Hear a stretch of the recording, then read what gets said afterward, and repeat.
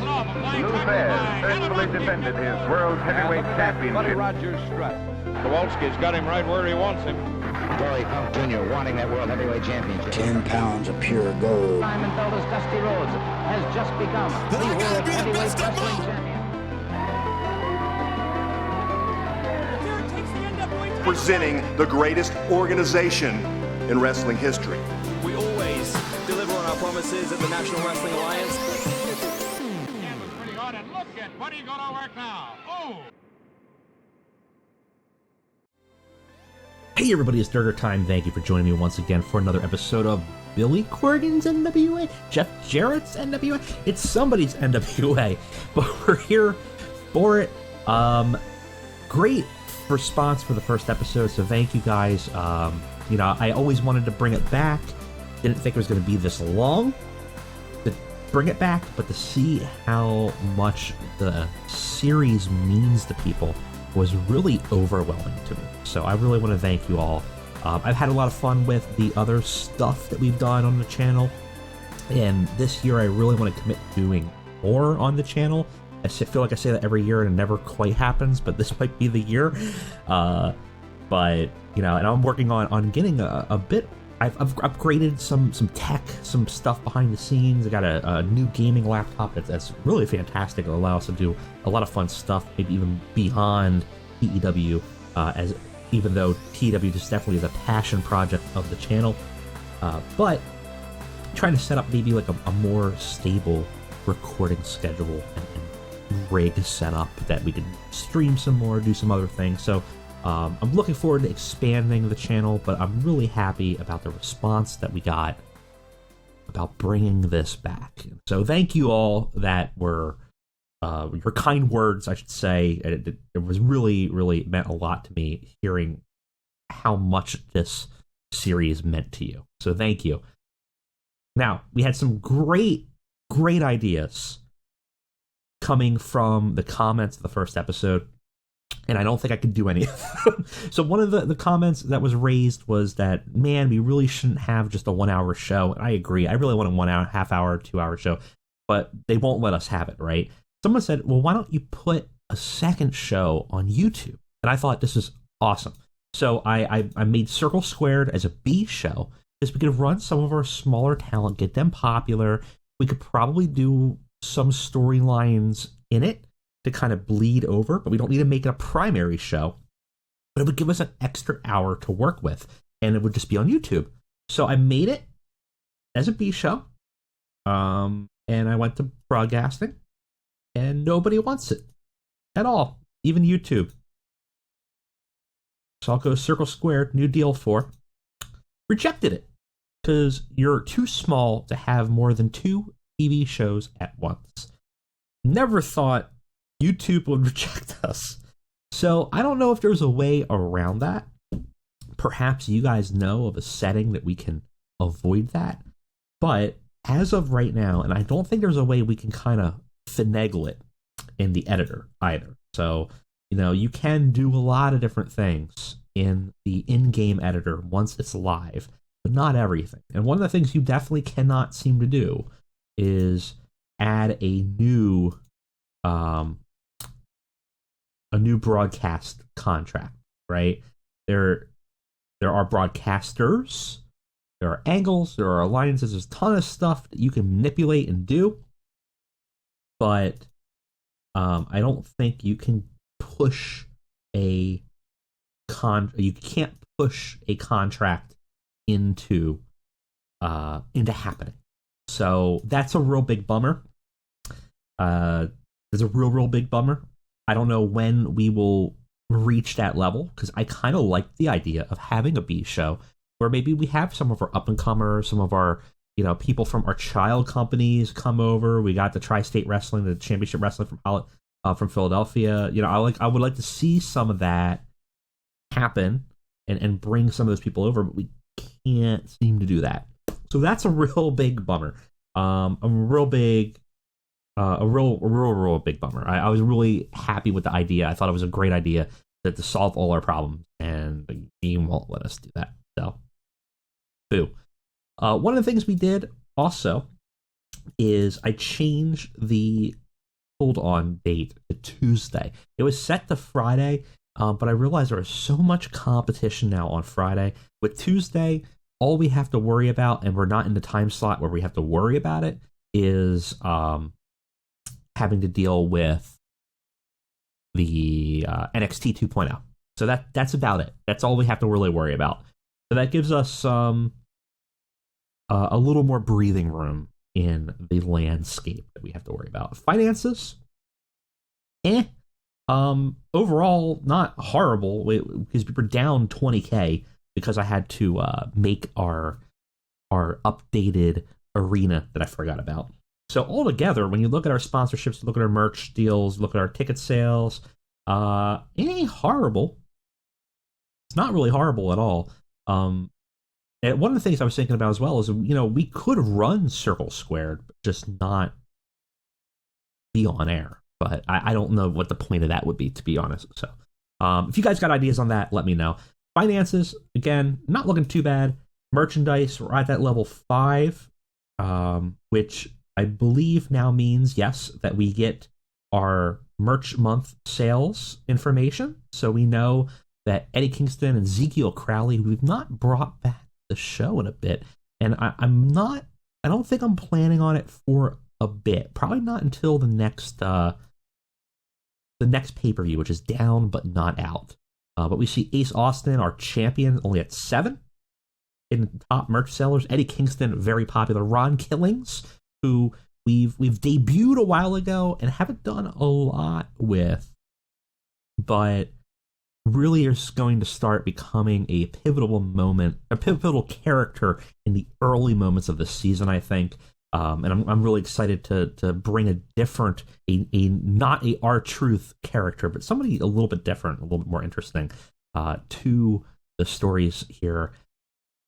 And I was curious about, who do we have an ace? And we don't have a figurehead yet. And looking at it, not really anybody that is a strong contender yet. So we got work to do in terms of boosting our characters and boosting our wrestlers, but I think we're starting in the right direction. So let's go ahead, let's get on over to our next episode of NWA Powerrr, and hopefully we can build enough momentum to get a second show going.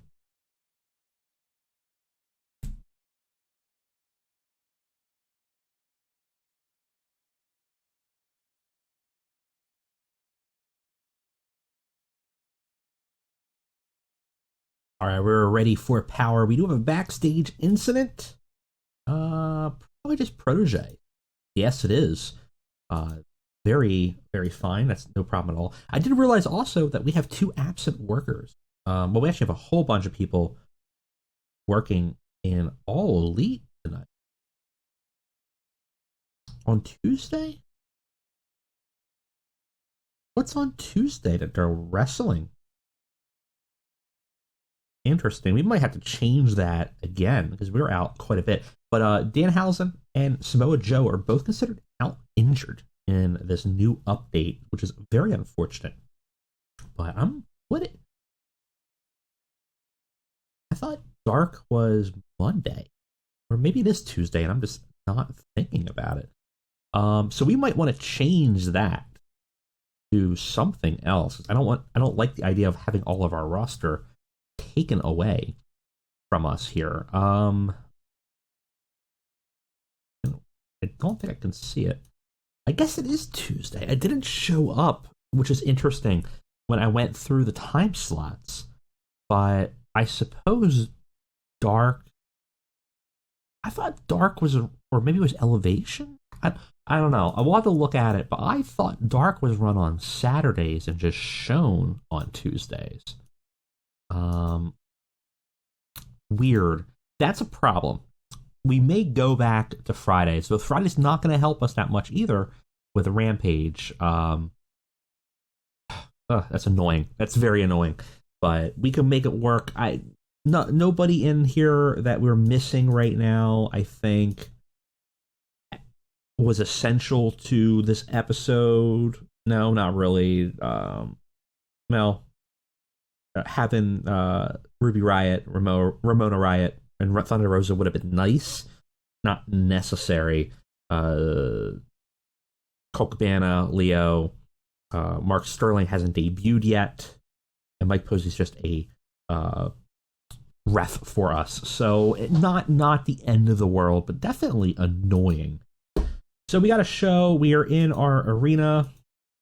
As we could see, we have 661 fans with a maximum capacity of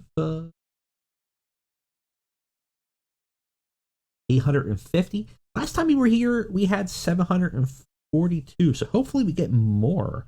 I would like to max out that venue if possible.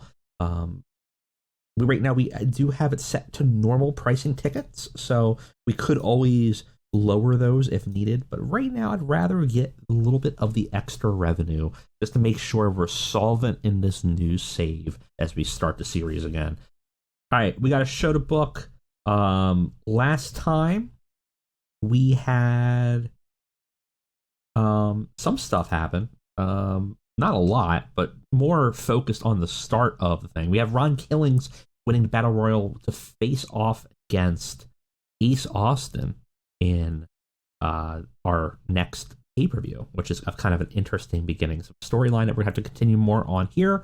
Obviously, we had Jeff Jarrett betray Pillman Jr. after Pillman returned to the show and faced off against Outlaw Inc. Mickie James interrupted Ruby Riott. So we can always continue Mickie James at some capacity here. So we have options. We I would like to have had Riott on here, but we'll deal with it. All right, let's go ahead. Let's book this show and see what we can shake out of it. Catch you guys on the flip.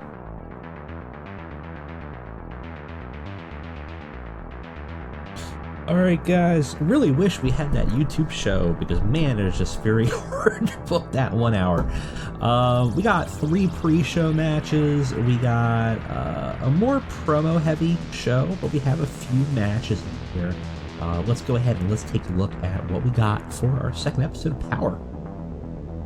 So we start off with the pre-show.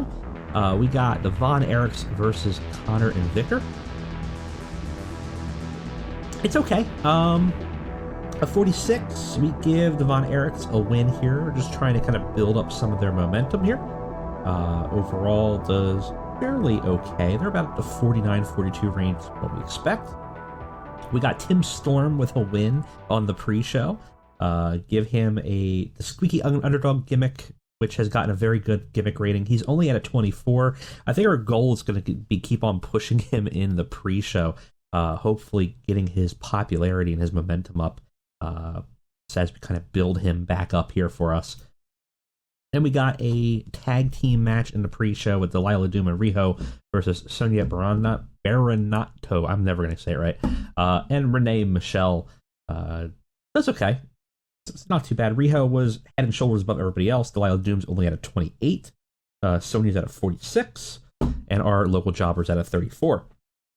So, not too bad, of 47. I kind of wanted to see with the new save how they all stacked out because their performances were going to be a little bit different than what we were used to. So that was the intention of the pre-show, and as well as to get some people some time and hopefully build up some of their popularity with the crowd that's there. We start the show off with actually a fantastic match.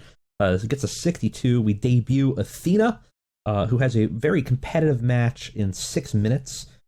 She ends up beating Madison Eagles with a tope rope stunner. Did not have much heat, but it had very decent wrestling. Got to show off to a good start. It was a worked a crowd match, so that did its job. Athena got her gimmick as great, and we debut what looks to be a fantastic in-ring performer for us as we kind of build her up as probably the next major challenger, I'm thinking. Very good. We start off with a interview with Tom Phillips interviewing Ron Killings, who obviously had won the Battle Royal, now is going to be challenging for the NWA title. He's got some very candid words. He's a very different R-Truth than we know. He seems to reflect on this and much more determined, much more sincere much more serious. He goes, 2022 is the year of new beginnings, Tom. Not a lot of people remember the real me. A long time ago, before a lot of the people watching this right now, or maybe even alive or watching wrestling, I was a lot more than just playful skits and dancing like a clown for a senile old man. I was a man of the streets, someone who clawed their way out of the gutter to success through sheer grit. A man who bumped shoulders with the gods of the music industry and the titans of pro wrestling to make it to the top. And I did. I was a former NWA World Champion. I was the first black NWA World Champion. Something that not a lot of people talk about here. You know what that really means to me? That legacy? How important that is? Well, it's not over. You got kids up there like Ace Austin, spoon-fed everything in their life. I came from some suburbanite household, never really had a struggle. They don't understand termination. They don't understand what you need to do to get here. So I'll show him. I'll make his life hell. Austin, you better watch your back. Because I might be a few years older than you, but I'm far wiser, but more importantly, I'm far hungrier, kid. We got a very serious Ron Killings here. He's a person not to be messed with, person who's lived a harsh life and is not afraid to say it, and is coming after Ace Austin, who he sees as a person who has never really struggled the way he has. And Ron looked great in this. I mean, we got a 50, which is not too bad, all things considered. But we start a story. Well, we advance the storyline here for Ace Austin as we get a challenger that maybe was a write-off, but now after that interview seems like a much more significant and sincere threat than maybe a lot of people had expected. Speaking of challengers, we got Mickie James cutting a promo on Ruby Riott. Says she's not here because she's got other more important things to do, which is part of the reason why she is a disgrace to the heritage title. That, essentially that she doesn't have the look of the part. She needs to compose herself in a specific way as a champion, and she can't do that. Mickie James has. She's been champion ever she's been, and the NWA Women's Championship deserves to be on someone that can truly represent the company the way it's supposed to be. Right? Very snooty, very stuck up, very much a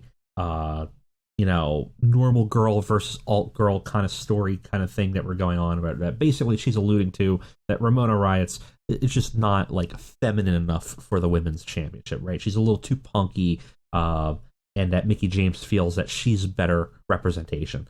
Very classic heel kind of thing for this, but something that fits in right between the dynamic of these two people. We advance the storyline, and the interview or the promo is okay. It's not great, but 45 is fine. Anytime we're green, for most part, I'm happy. We're happy with that. We debut through the microphone here that the Acclaim have arrived. Max Caster and Anthony Bowens show up and cut a promo, do a rap on their way to the end as they debut in NWA. So we have the first of our new signings as we take advantage of AEW's very open contract system to bring in a rising talent that may fit in nicely in NWA and may do very well for us. Their debut is great. I mean, it's great and great. Again, a little weaker on the segment rating, but I think we can get them there.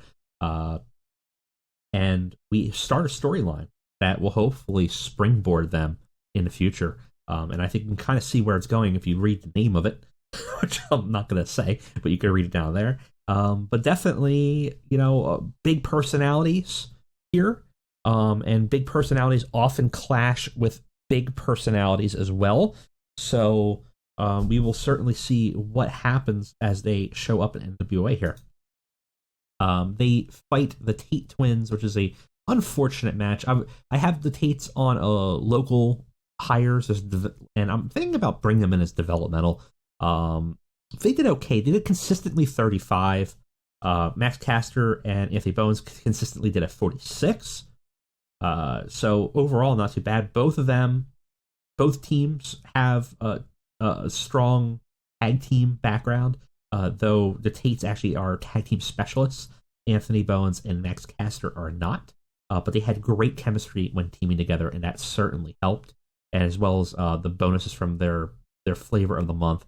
I'm real high on these guys. I think both of them are going to be really good. Max Caster probably has a upper limit, but could always be a good manager. I think Anthony Bowens could be a very legitimate singles competitor at some point, but as a tag right now, I think they're going to be a good addition to our division.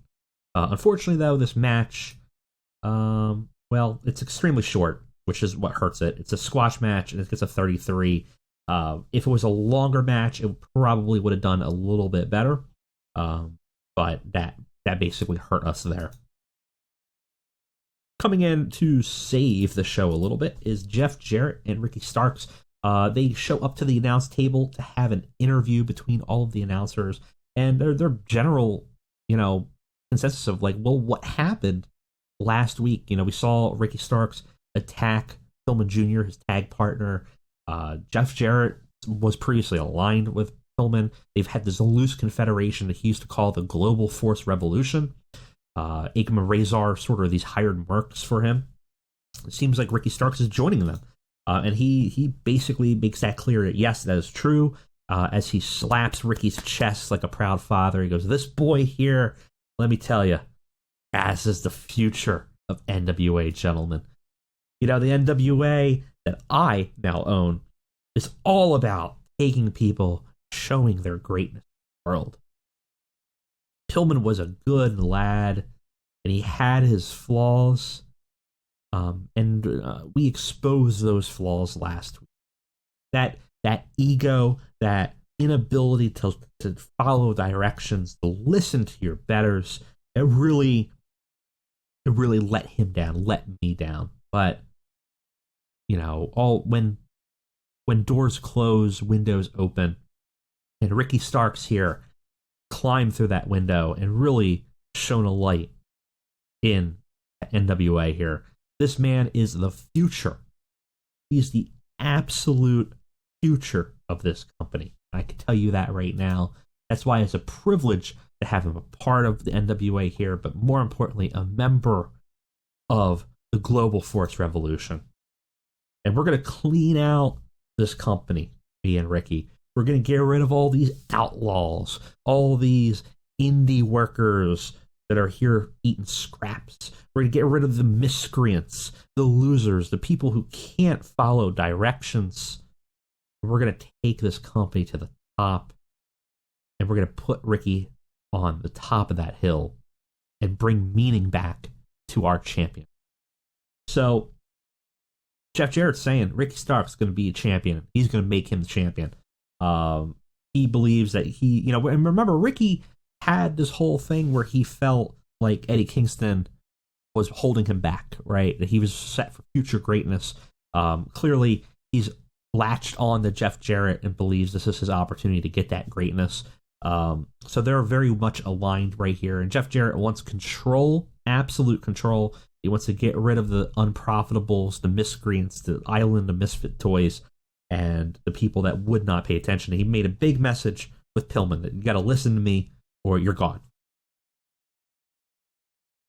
We have another big debut that gets a very high pop here for us for a segment rating. John Hennison? Forget how to say his last name. Former John Morrison, former Johnny Mundo, former Johnny Impact, now becomes Johnny Powerrr as he debuts in a big way in NWA. He's here, he's signed, he's ready to compete. He's got a big match tonight, exhibition match against the champion, Ace Austin. So, big match, big stuff. We got pretty good deal there. Got a very good rating with Johnny Powerrr debuting. And a match is okay afterwards. We have Chris Hero versus Matt Cross. Chris Hero had a 54. Matt Cross had a 28. We advance the storyline with the segment of the King of Pro Wrestling. And we have Chris Hero again defeating Matt Cross and leading to a stoppage as he is injured and could not continue. Chris Hero cuts a promo afterwards. This rings very similar to something that happened previously months ago, and it's clear that Chris Hero is still doing the same thing. He's injured Matt Cross in the ring by refusing to let go of a hold. Matt Cross has to be carried away by medical staff.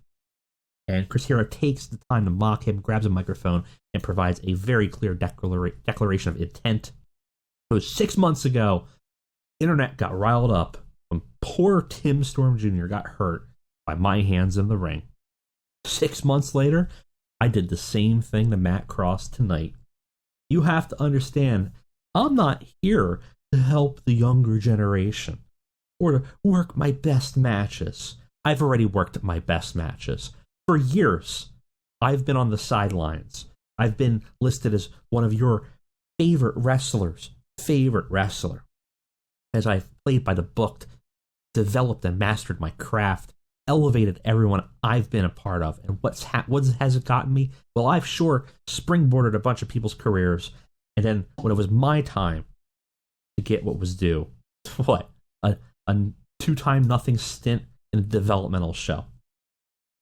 And then an offer to help train people behind the scenes. Yeah, I'm not a coach. I'm a fighter. I develop holds. I imply them. I inflict pain. You step into this ring with me. Understand that I am not going to hold back. I don't care about your future. There's no Greco-Roman lockups. There's no feats of strength. There's no cooperation to put on a good match. I'm here to inflict pain and to win. It's about breaking necks and cashing checks. And that's going to go all the way to the top. So, everyone in the locker room, choose wisely. Understand, if you're going to try to get a shine from me, you're going to end up going to the hospital. So, this segment does very poorly, though. Chris Hero, who I thought I had a decent microphone skill, apparently struggled in this segment. So, something to know there. But we get a clear declaration that basically he's here, he's bitter, he's gunning for the top, and anyone in his way, he is going to inflict punishment upon. And in our main event, interesting. It lacked psychology, which is kind of an interesting thing here. I've not seen that one. Who was it? Where was our struggle here? I realized for lack of psychology. Interesting. Very interesting. But in terms of in-ring performance, a very strong showing. Would have been a hell of a main event if we didn't get that psychology. So we might have to script these two because they may not be able to compete at that level. We also were a little bit shorter of a match. We might have maybe needed to go a little bit longer. But it's a 10-minute match. Johnny Powerrr actually beats Ace Austin after a distraction. Because Ron Killings comes out and distracts Ace Austin and ends up losing the match and therefore also losing the Next Gen Global Force title. Because that's always on the line if you get pinned in a match. So a shot across the bow from Ron Killings as Johnny Powerrr becomes our Next Gen title champion. A big debut. Wish this match was a little bit better, especially considering their in-ring performance together. But it is what it is. We gain heat for the Ace Austin story as he's now got a pretty good reason to dislike Ron Killings. Shame though that it only got us a 58. Afterwards, of course, we have a pretty heated segment of Ace Austin yelling at Ron Killings, very upset about the loss and the distraction that led it to him losing one of his belts. And Ron Killings kind of mugs at him, knowing, that he was the cause of it, really trying to get under Ace Austin's skin. Again, he said that, you didn't need to earn anything, right? You've had a soft life. And clearly, Killings wants to apply some of that pressure to him and heat him up. He's trying to get into his head, and he certainly probably did here. We gained some heat for our Aces of the NWA storyline. Gets us a 65. How'd the show end? Let's see. A 55. It's not too bad. We do lose popularity, or we do lose some of our... Well, we actually don't lose anything, but we do appear worse because of our production values. A lot of that has to do with just NXT just having insane production values that we can't really compete with. Overall, though, it did not affect us too much. It probably moved us from a 58 to a 55. We gain popularity in 11 regions, so not too bad. Nothing to really shake a stick at, if you will. Damn it, Ron Killings. Ron Killings is going to retire in 3 months. That's fine. We can work with that. I just brought you back. We just had a good show. Okay, so it was AEW Dark had a show. I thought they film on Saturday, so that's annoying. But Ron Killings is determined that he's going to retire. Thanks, bud. Real helpful. Very helpful. Man. Ring of Honor made a contract. Yep. We got a 0.09, 70,000 viewers. Not too bad for us. The show went down really well. Feedback from viewers was excellent. So very happy with that. Finances, again, looking pretty good. Looking stable, I should say. Looks like I think we're going to be at a negative because of this miscellaneous cost, which is fine. Because right now it looks like we're probably on track to always just be a little more than breaking even per show, which I am certainly fine with. I have no issue with that at all. Pretty big show.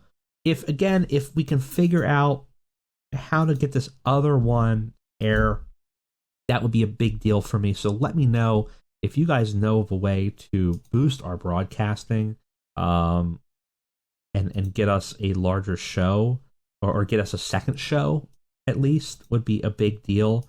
I'm sure they're not going to let us now. Yeah, they're still saying no. The other option is we look elsewhere. We look outside of Pop. We maybe go back to Mav, and we start talking about, do we want, a 2-hour show or something like that, or a 1.5-hour show. Pop was the bigger promotion, gave us the bigger pop, but they, they're not really letting us run the show the way we want. I don't know what the cost would be to cancel the deal, but we could see. Yeah, that would be too much money for that, so we're not going to do that. We would like to, adjust the time slot, or adjust the time. I don't think we can go ahead and do it here now. I think I don't think that's going to let us. Not willing to let you have a show that long. They will let us take 1.5 hours though now. That's interesting. So you know what? We'll do that 1.5 hours. They've been willing apparently to extend it to 1.5 hours. I'm totally fine with that. That basically means we have a 2-hour time slot with 30 minutes of commercials, which is a lot of commercials. But apparently they're willing to let us do that. So that solves that problem. I still would have liked to have a YouTube show as well, but we'll deal with it. Anyways, guys, that's it from me. Big, long episode. Thank you for hanging out, and I'll see you guys next time for another episode of Jeff Jarrett's NWA.